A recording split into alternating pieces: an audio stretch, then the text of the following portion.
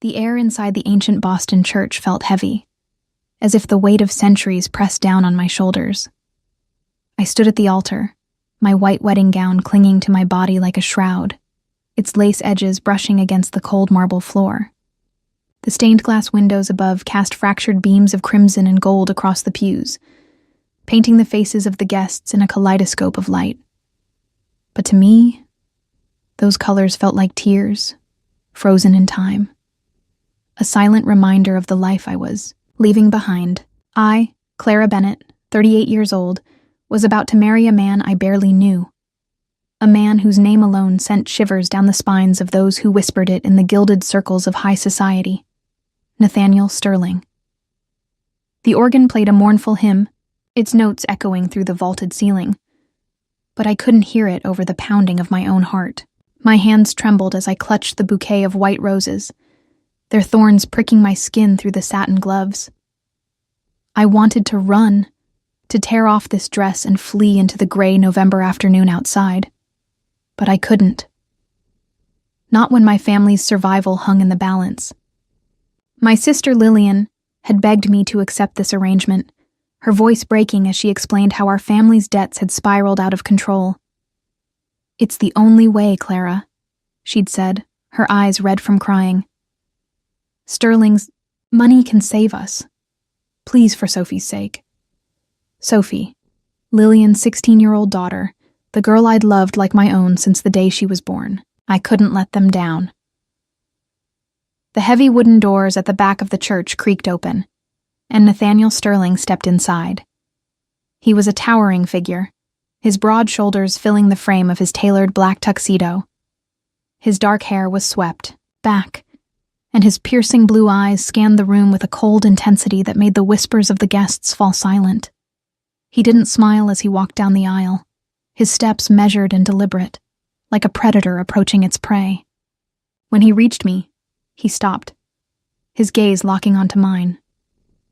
I felt exposed, as if he could see every fear, every regret I'd buried deep inside. "You don't need to pretend to be happy," he said, his voice low and sharp, cutting through, the tension like a blade. I nodded, unable to speak, my throat tight with unshed tears. The priest began the ceremony, his words a distant hum in my ears. I barely registered the vows, my lips moving mechanically as I repeated them. "I do," I whispered, the words tasting like ash on my tongue. Nathaniel's hand was steady as he slipped the ring onto my finger, a platinum band studded with a single, flawless diamond that felt heavier than it should. His touch was cold, his grip firm, and I couldn't shake the feeling that I was signing away my soul. When the priest pronounced us husband and wife, the guests clapped politely, but their applause sounded hollow, like the echo of a door slamming shut. After the ceremony, I slipped away to a small antechamber to change out of my gown. My fingers fumbled with the buttons, the fabric suddenly suffocating. I caught my reflection in the mirror, pale, hollow-eyed, a stranger in a dress that didn't belong to her. Through the open door, I saw Lillian in the hallway, holding Sophie, close. Sophie's auburn hair caught the light, and her laughter rang out as she adjusted the flower crown on her head. Lillian looked up, her smile fragile but warm, and I felt a pang in my chest. "I'm doing this for you," I whispered to my reflection, my voice breaking. But the words felt empty, a hollow promise to a woman I no longer recognized.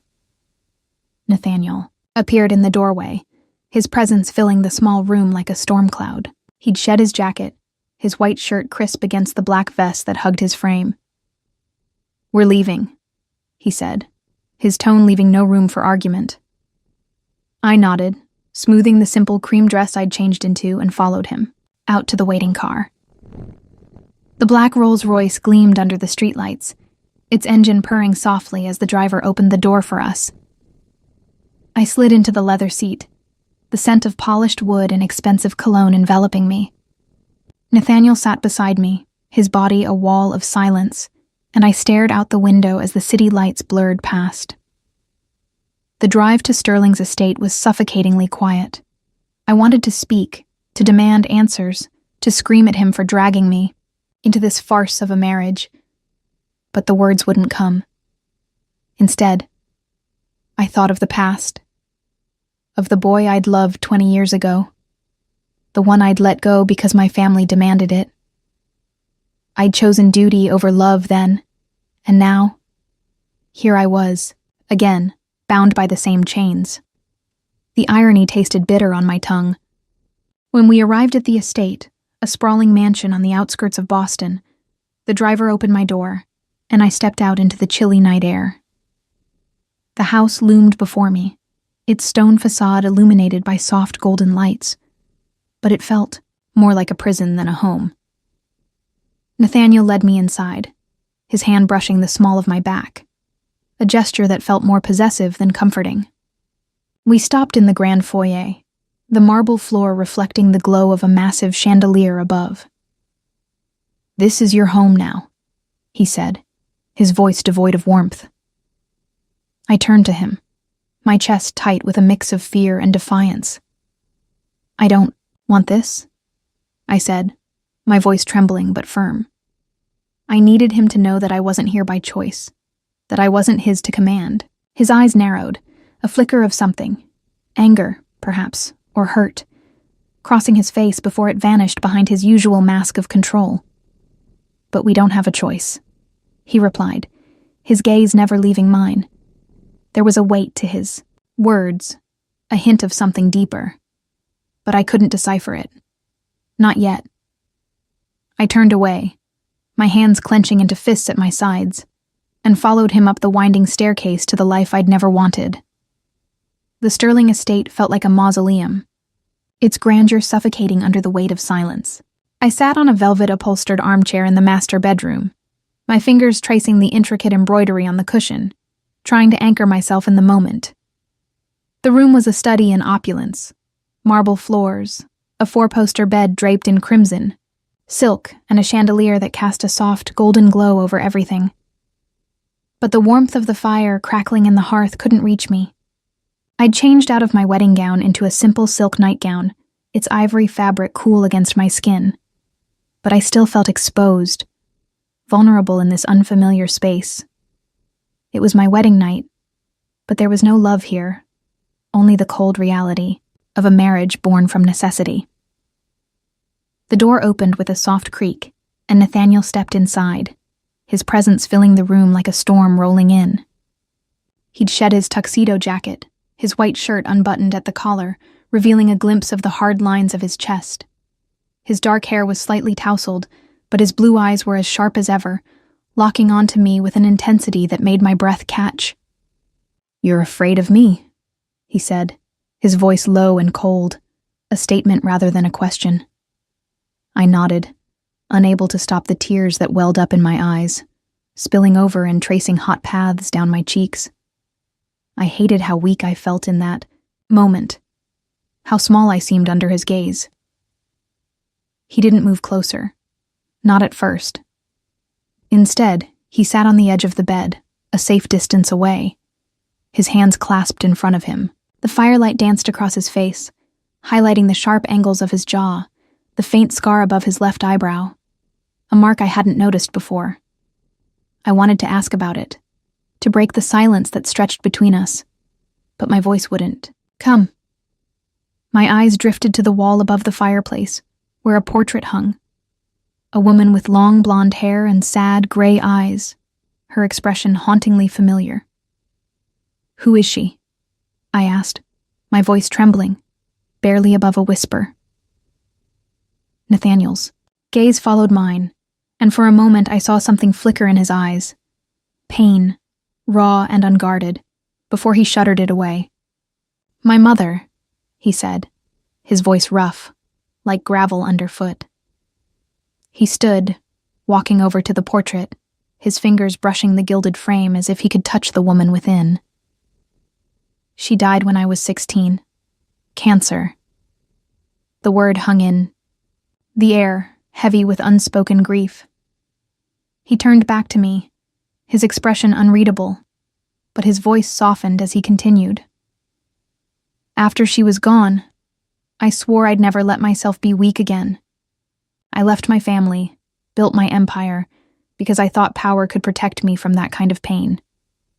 His words hit me like a wave, stirring memories I'd buried deep.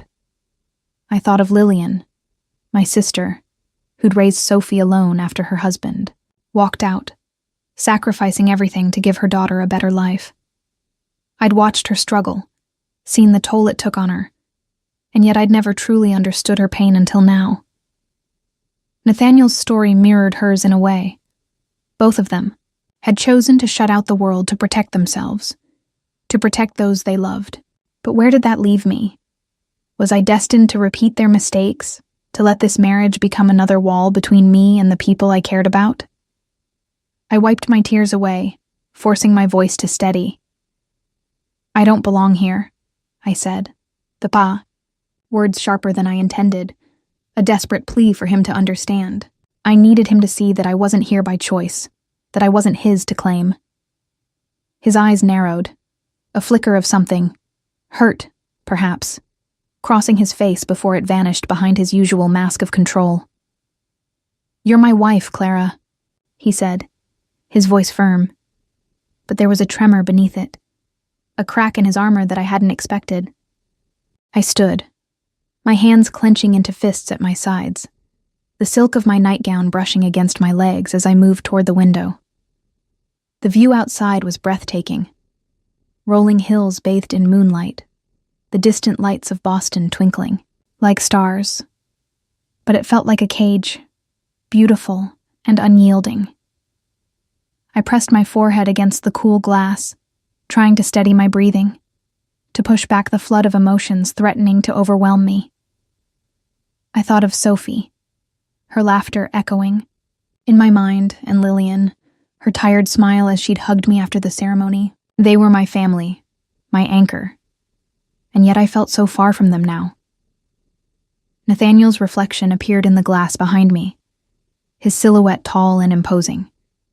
He didn't touch me, but I could feel the heat of his presence, the weight of his gaze. "I don't want to hurt you," he said, his voice softer now, almost a whisper. I turned to face him, searching his eyes for the truth. There was something there, a vulnerability I hadn't seen before. But it wasn't enough. Not yet. I couldn't trust him. Couldn't let myself believe that this marriage could be anything more than a transaction. "I can't do this," I said, my voice breaking as I stepped back, putting distance between us. I needed space, needed to breathe, to find a way to hold on to myself in this new, suffocating reality. Nathaniel didn't follow me as I retreated to the armchair, curling my legs beneath me, my arms wrapped around myself like a shield. He stood there for a long moment, watching me, before he turned and left the room, the door closing softly behind him. I sat there in the flickering firelight, the portrait of Nathaniel's mother staring down at me, her sad eyes a mirror to my own. I didn't know what the future held, but I knew one thing for certain. I couldn't let this marriage destroy me. I had to find a way to protect my heart, to hold on to the love I had for Lillian and Sophie, even if it meant keeping Nathaniel at arm's length. For now, that was the only choice I had.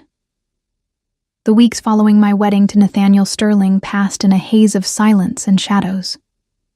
The Sterling estate, with its endless marble corridors and towering windows, felt more like a museum than a home, a place where beauty existed only to be admired, not touched. I moved through its halls like a ghost, my footsteps echoing softly against the polished floors, my presence barely acknowledged by the staff who flitted about with downcast eyes.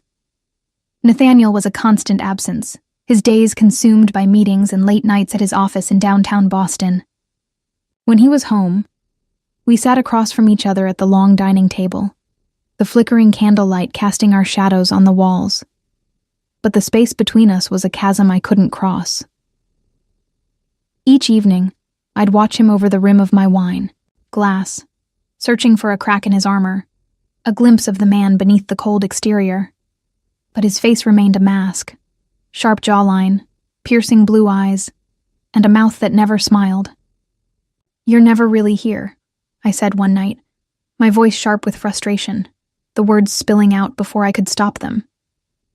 Nathaniel's gaze snapped to mine, his eyes narrowing, the candlelight reflecting in them like shards of ice. "I work to protect what I have," he replied, his tone clipped, but there was a hollowness to his words, a loneliness that mirrored my own. I wanted to reach out, to bridge the gap between us, but the weight of my resentment held me back.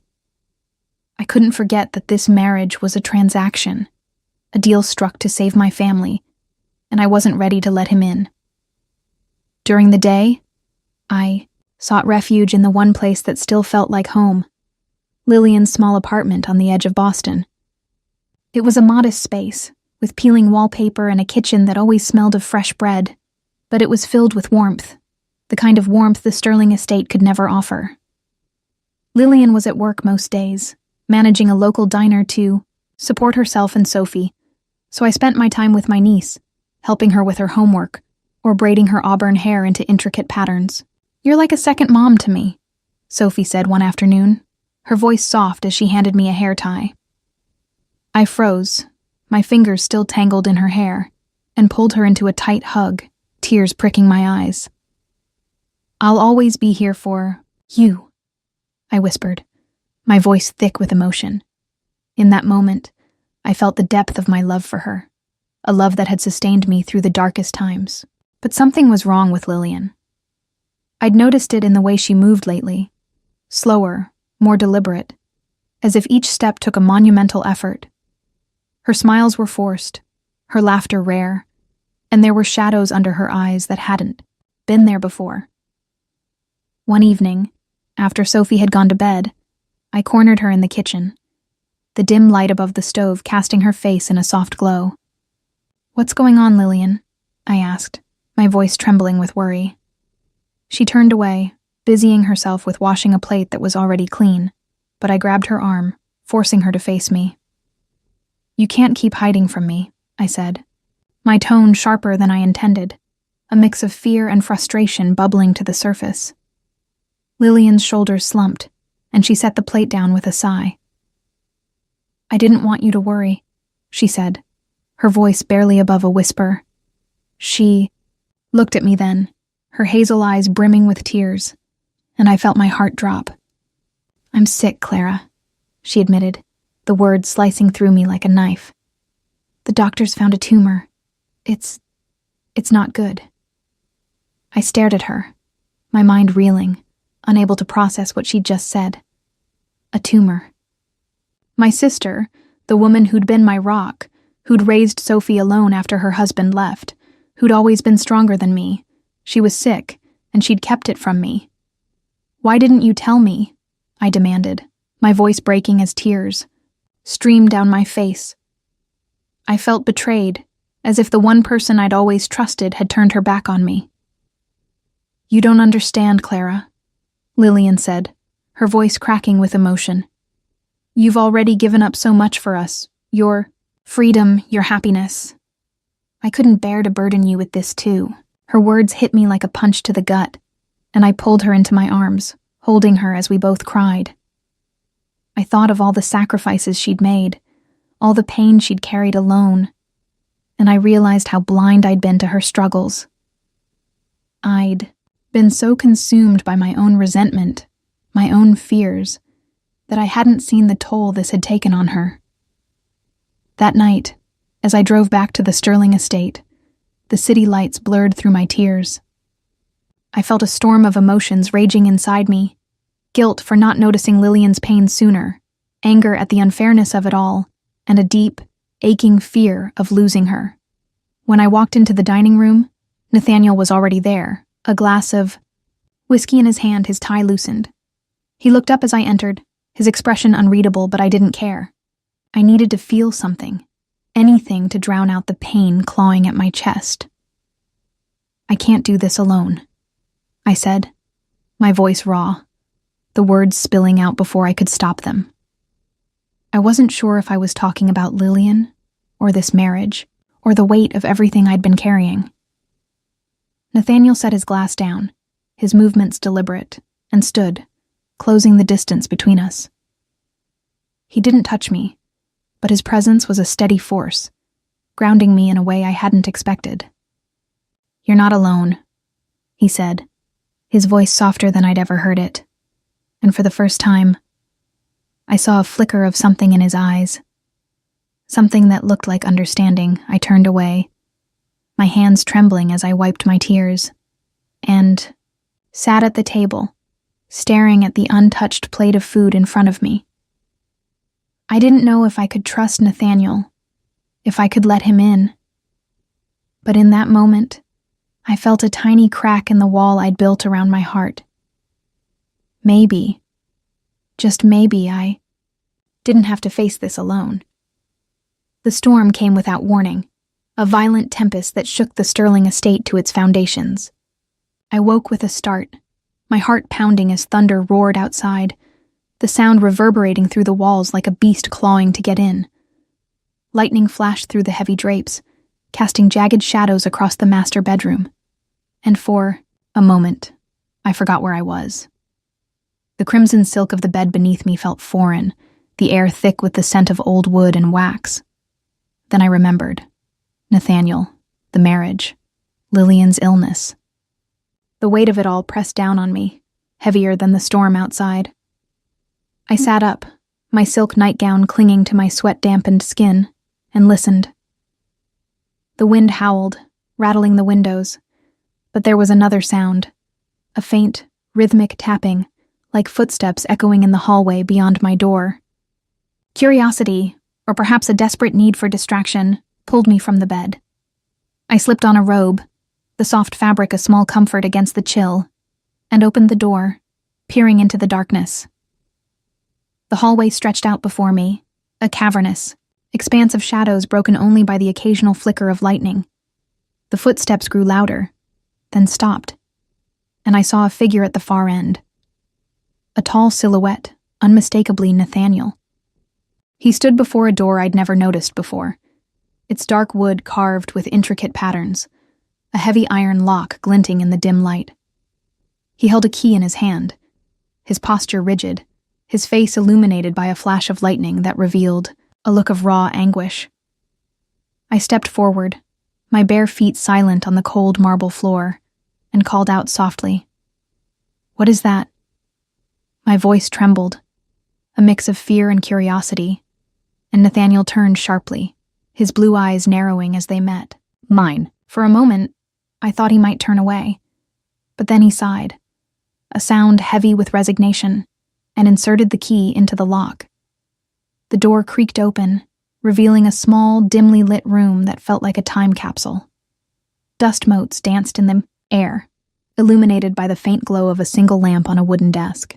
The walls were lined with shelves, each one crammed with books and trinkets, faded photographs, a porcelain doll with a cracked face, a tarnished silver locket. In the center of the room sat a wooden box, its surface etched with delicate carvings of ivy and roses. Nathaniel knelt beside it, his movements careful, almost reverent, as he lifted the lid. Inside were letters, dozens of them, their edges yellowed with age, tied together with a faded red ribbon. "Edward Langston," Nathaniel said, his voice rough as he pulled one of the letters free, the paper crinkling in his hands. "That's who these are addressed to." I stepped closer, my heart pounding, and knelt beside him, the cold floor biting into my knees. "Who is Edward?" I asked, my voice barely above a whisper, afraid of the answer, but needing to know. Nathaniel's jaw tightened, his fingers gripping the letter so hard I thought it might tear. "He was my mother's lover," he said, the words laced with bitterness.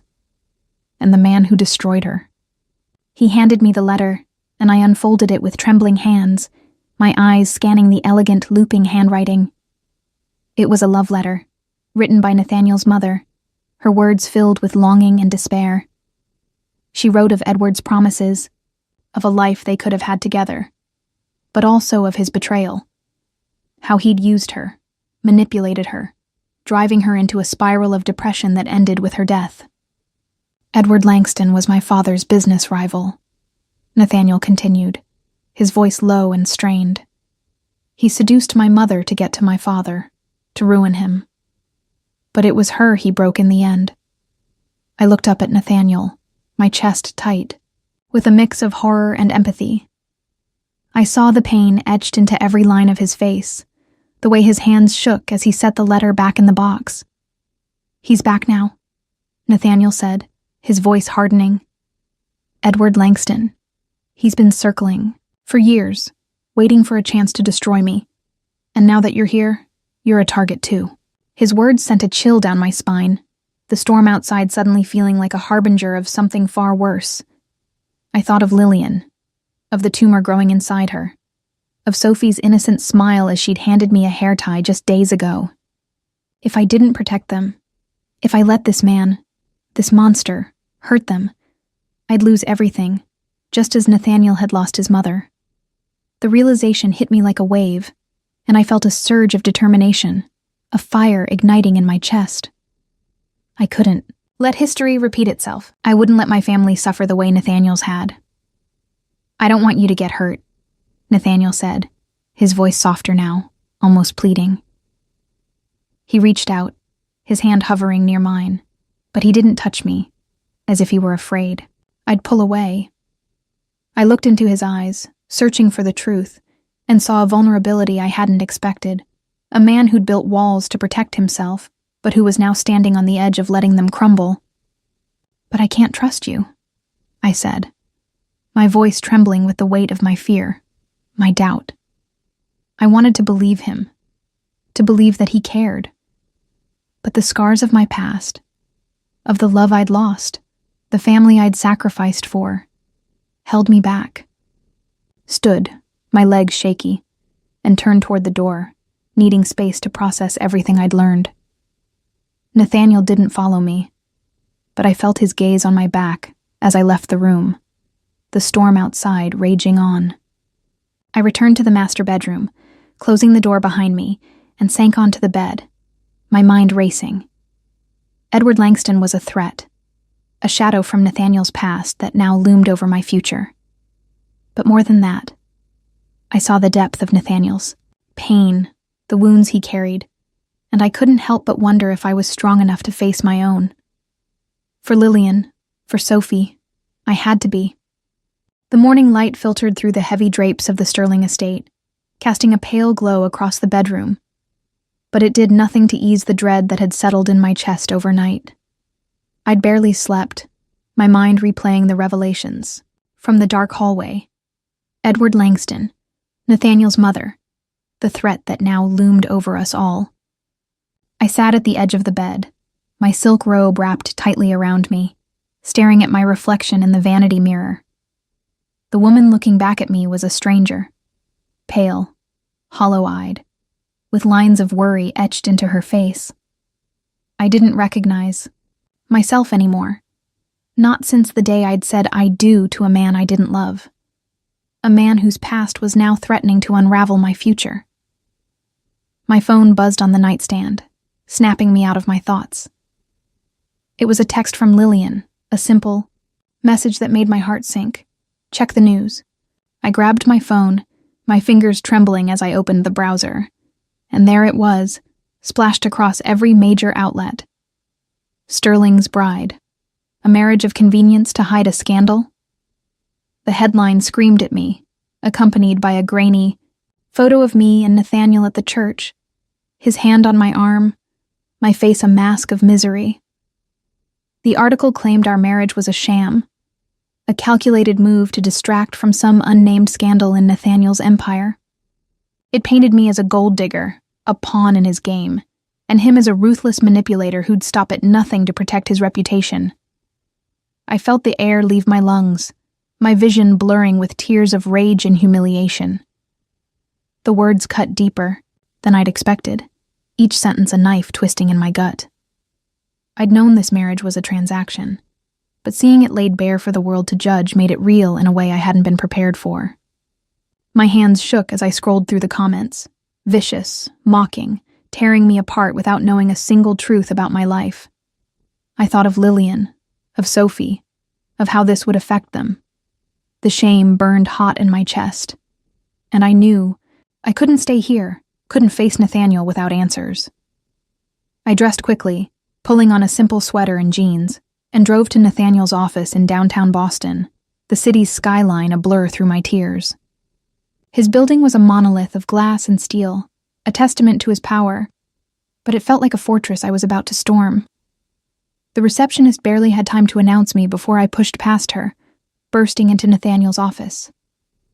He was standing by the floor-to-ceiling windows, his back to me, the city sprawling out beneath him like a kingdom at his feet.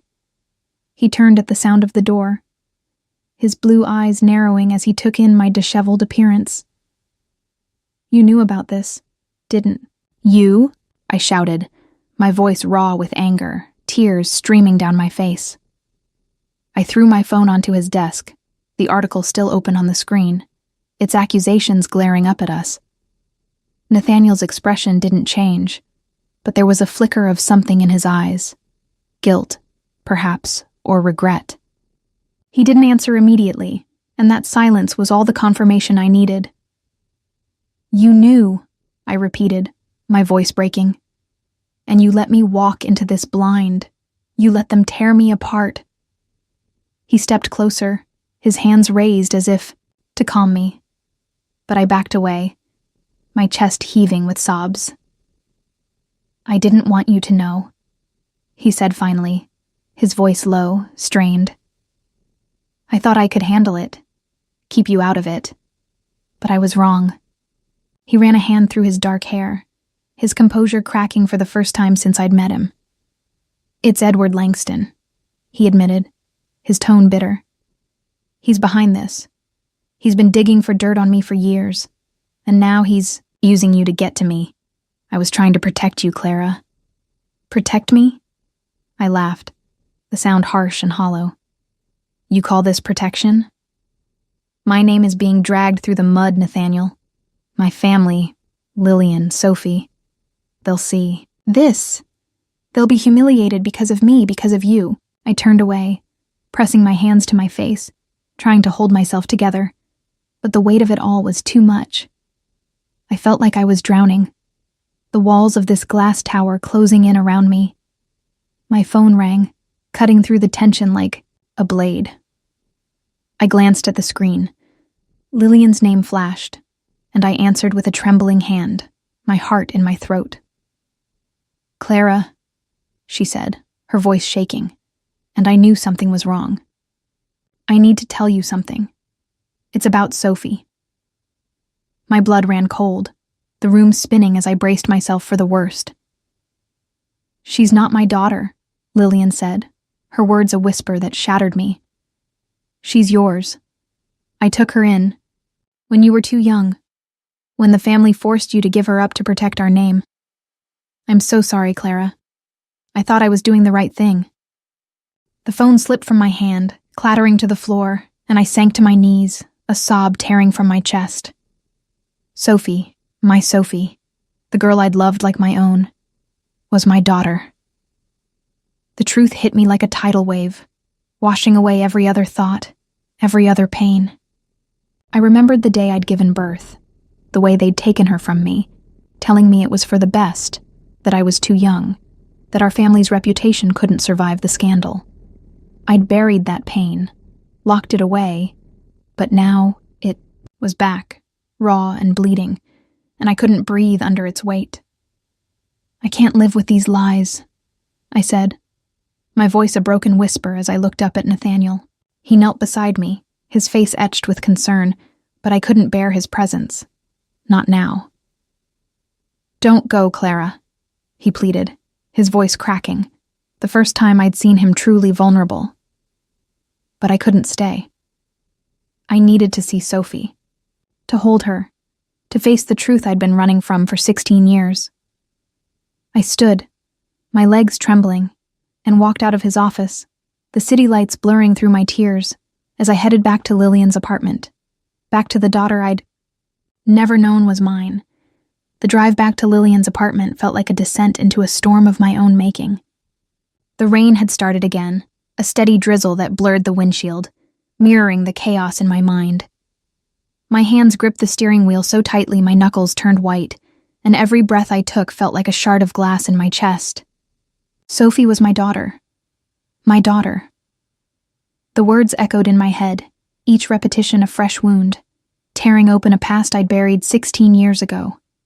I'd been just a girl then, barely 22, scared and alone, forced by my family to give up the baby I'd carried because a scandal would have ruined us. I'd let them take her, let them erase her from my life, and now I was paying the price for that cowardice. I parked outside Lillian's building, a modest brick structure on the edge of Boston, its faded paint peeling under the weight of years. The street lamp above cast a dim glow, illuminating the cracked pavement and the small flower boxes Sophie had planted last spring. I sat in the car for a moment, my forehead pressed against the steering wheel, trying to gather the pieces of myself before I faced her. But there was no preparing for this. No way to brace myself for the truth I'd been running from all these years. I stepped out into the rain, the cold droplets soaking through my sweater, and climbed the stairs to Lillian's apartment, my heart pounding with every step.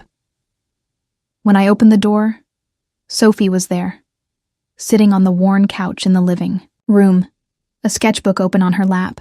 The soft light from a nearby lamp caught the auburn strands of her hair, and I saw myself in her, the curve of her smile, the way her brow furrowed when she concentrated. She looked up as I entered, her hazel eyes, so much like mine, widening with concern. "Aunt Clara, what's wrong?" she asked, her voice soft, and the sound of her calling me Aunt broke something inside me. I crossed the room in 3 strides, dropping to my knees in front of her, my hands trembling as I reached for hers. "Sophie," I said, my voice cracking, tears streaming down my face. "I'm your mother." The words felt foreign on my tongue, heavy with the weight of 16 years of silence. But they were the truest thing I'd ever said. Sophie's eyes widened, her sketchbook slipping to the floor with a soft thud. She stared at me, her expression a mix of shock and confusion, and for a moment, I feared she'd pull away, that I'd lose her all over again. But then she spoke, her voice barely a whisper. "I always knew Mom wasn't my real mom," she said, her eyes searching mine. "But I never thought it was you." I pulled her into my arms, holding her as if she might disappear if I let go, my sobs mingling with hers. She clung to me, her small frame shaking, and I felt the years of separation melt away, replaced by a fierce, unyielding love that had never truly left me. "I'm so sorry, Sophie," I whispered into her hair, my voice thick with emotion. "I never wanted to let you go. They made me. I was so young and I was scared. But I've loved you every single day." She nodded against my shoulder, her tears soaking through my sweater, and I knew she understood, even if the pain of those lost years would always linger. We sat on the couch for hours, the rain tapping against the windows like a mournful drum. I pulled out a sketchbook of my own, one I'd kept hidden for years, filled with drawings I'd made of a baby girl I'd never thought I'd see again. Sophie traced the pencil lines with her fingers, her eyes bright with wonder, and we started a new drawing together, a simple sketch of a mother and daughter under a starry sky, our hands moving in tandem, creating something beautiful out of our shared pain. It was a small act, but it felt like a bridge, a way to start rebuilding what had been taken from us. The door opened, and Lillian stepped inside, her face pale, her eyes red from crying. She froze when she saw us, her hand flying to her mouth. "Clara," she said, her voice trembling. "I'm so sorry." I stood, crossing the room to pull her into a hug, my anger at her secrecy melting away in the face of her grief. "I understand why you did it," I said, my voice steady despite the tears. "But we can't keep hiding from the truth anymore." Before we could say more, there was a knock at the door, sharp and insistent. Lillian opened it, and Nathaniel stepped inside, his coat damp from the rain, a folder of documents tucked under his arm. His blue eyes found mine, and I saw a mix of determination and fear in them. "I found Edward," he said, his voice low, urgent. "He's been planning to destroy me for years, and now he's coming for you and Sophie." He handed me the folder, and I opened it to find emails, financial records, and a detailed plan. Edward Langston intended to leak Sophie's true parentage to the press, to paint me as a negligent mother and Nathaniel as a manipulative fraud, all to ruin us both. The room spun, my knees buckling as the weight of his words hit me. Edward Langston, the man who destroyed Nathaniel's mother, was now targeting my daughter. My daughter. I turned to face him, my voice steady despite the storm raging inside me. "I won't let him destroy my family," I said, my tone fierce, a fire igniting in my chest. Edward's threat was a dark cloud on the horizon, but I wouldn't let it break us. I'd lost Sophie once. I wouldn't lose her again. Nathaniel stepped closer, his hand brushing mine, a silent promise in his touch. "We'll face him together," he said, his voice firm, and for the first time, I believed him. The drive back to the Sterling estate was a blur, the city lights streaking past like comets in the night sky. Nathaniel sat beside me in the back seat of the Rolls-Royce, his jaw set, his blue eyes fixed on the folder of documents in his lap. Edward Langston's plan to destroy us, to expose Sophie's parentage and tear our fragile family apart. I held Sophie's hand in mine, her small fingers trembling as she leaned against me, her sketchbook clutched to her chest. Lillian sat on her other side, her face pale, her hands clasped tightly in her lap.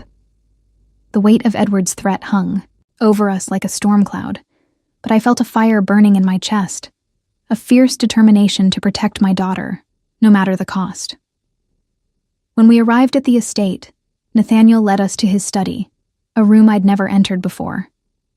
It was a stark contrast to the rest of the mansion. Dark wood paneling, a single leather chair behind a massive desk, and walls lined with books that looked untouched. He closed the door behind us, his movements deliberate, and turned to face me. "I'm stepping down as CEO," he said, his voice steady but heavy with the weight of his decision. "I'll go public with everything. My mother's affair, Edward's betrayal, the truth about our marriage. If I take the fall, he'll have no leverage left to use against you or Sophie." I stared at him, my heart pounding, unable to process what he'd just said. Nathaniel Sterling, the man who'd built an empire on control and power, was willing to throw it all away. For me, for Sophie, for a family he'd only just begun to know. "You'd lose everything," I said, my voice trembling, a mix of awe and fear. He stepped closer, his hand brushing mine, his touch warm and steady. "I've already lost what mattered most once," he said, his voice low, raw with emotion. "I won't let it happen again." Before I could respond, the door burst open, and Edward Langston strode in, his presence a dark stain on the room. He was older than I'd expected, his hair streaked with gray, but his eyes were sharp, predatory, and his smile was a cruel slash across his face. "You can't stop me, Sterling," he sneered, his voice dripping with venom. "I'll ruin you, and I'll take her down with you." He pointed at me, his gaze raking over me like I was nothing more than a pawn in his game. Sophie whimpered, pressing closer to me, and I felt a surge of rage, a mother's instinct to protect her child at all costs. "I won't let you destroy us," Nathaniel said, his voice a low growl, stepping in front of me and Sophie, his body a shield. "And I won't let you hurt my daughter," I added, my voice steady, despite the fear clawing at my chest, my eyes locked on Edward's. He laughed, a cold, hollow sound, but before he could say another word, the door opened again, and 2 security guards rushed in, their faces grim. "Mr. Langston, you're under arrest," one of them said, pulling out a pair of handcuffs. Edward's smile vanished, his face twisting with rage as they dragged him out, his threats echoing down the hall until they faded into silence. I sank onto the leather chair, my legs giving out as the adrenaline drained from my body. Sophie climbed into my lap, her arms wrapping around my neck, and I held her close, my tears soaking into her hair. Nathaniel knelt beside us, his hand resting on my shoulder, a silent promise that we were in this together. For the first time, I felt the walls I'd built around my heart begin to crumble, the fear and resentment giving way to something softer, something I wasn't ready to name. The next morning, I drove to Lillian's apartment, needing to see her, to mend the rift between us. She was sitting on the couch when I arrived, a cup of tea in her hands, her face pale but peaceful. Sophie ran to her, hugging her tightly, and I sat beside them, taking Lillian's hand in mine. "I was wrong to blame you," I said, my voice thick with emotion, tears welling in my eyes. "I was so angry, so hurt, but I understand now. You did what you thought was best for Sophie, for me. I'm sorry I couldn't see that sooner." Lillian's eyes filled with tears, and she squeezed my hand, her voice trembling as she spoke. "I'm the one who should be sorry, Clara," she said, her words heavy with regret. "I thought I was protecting you, but I took so much from you. I'll never forgive myself for that." I pulled her into a hug, the three of us, me, Lillian, and Sophie, holding each other as the weight of years of pain and secrets melted away. In that moment, I felt a healing begin, a mending of the bonds that had been strained but never broken. Sophie looked up at me, her hazel eyes bright with a mix of hope and pride. "I'm so proud of you, Mom," she said, her voice soft but steady, and my heart swelled with a love so fierce it took my breath away. I kissed her forehead, my tears mingling with hers, and I knew that no matter what came next, we'd face it together. As we sat there, the morning light streaming through the window, I realized that the family I'd fought so hard to protect was stronger than I'd ever imagined. Edward Langston was gone, his threats silenced, but the scars he'd left behind would take time to heal. And Nathaniel had shown me a side of him I hadn't believed existed, a man willing to sacrifice everything for the people he cared about. I didn't know what that meant for us, for our marriage, but for the first time, I felt a flicker of hope, a belief that maybe, just maybe, we could build something real out of the ashes of our past. The weeks following Edward Langston's arrest felt like a slow, tentative exhale after holding my breath for far too long. The storm that had threatened to tear my family apart had passed, leaving behind a quiet that was both healing and fragile. The Sterling estate, once a cold and imposing prison, began to feel different, warmer, softer, as if the walls themselves had absorbed the love that now filled its halls. I stood in the kitchen one morning, sunlight streaming through the tall windows, watching Sophie knead dough for a batch of cookies.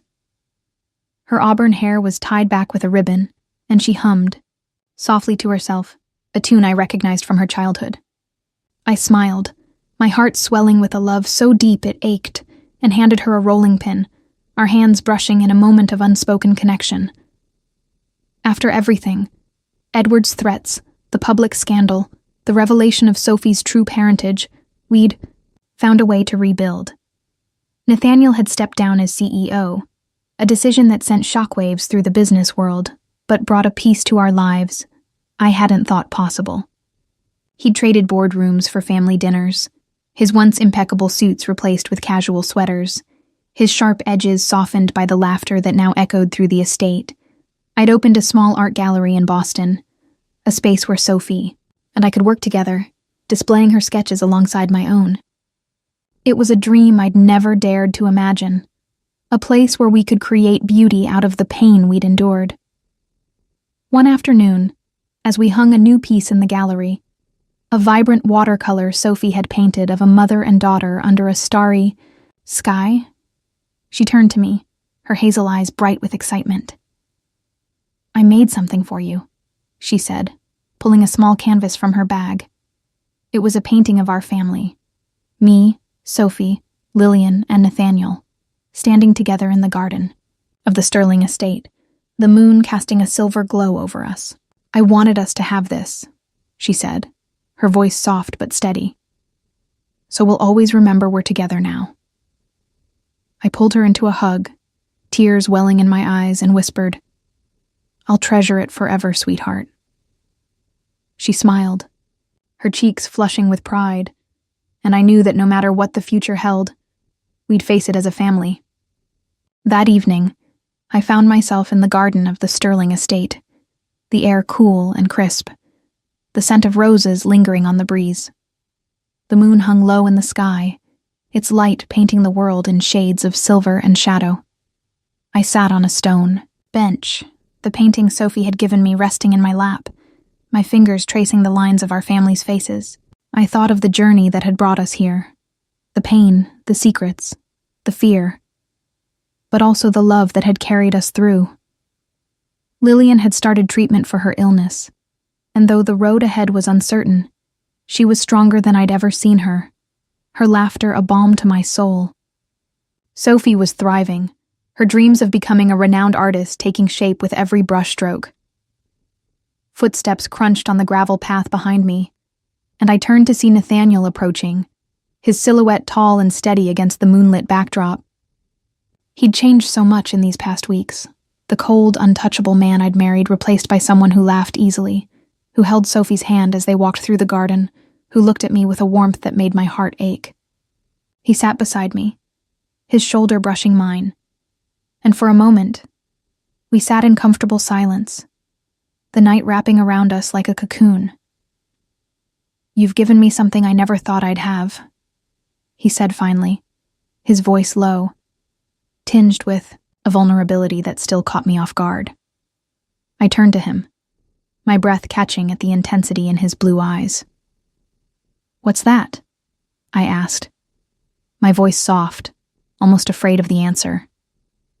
He reached for my hand, his fingers warm and steady as they intertwined with mine. "A family," he said simply, his words carrying the weight of a lifetime of loneliness. "I spent so long building walls, thinking they'd protect me.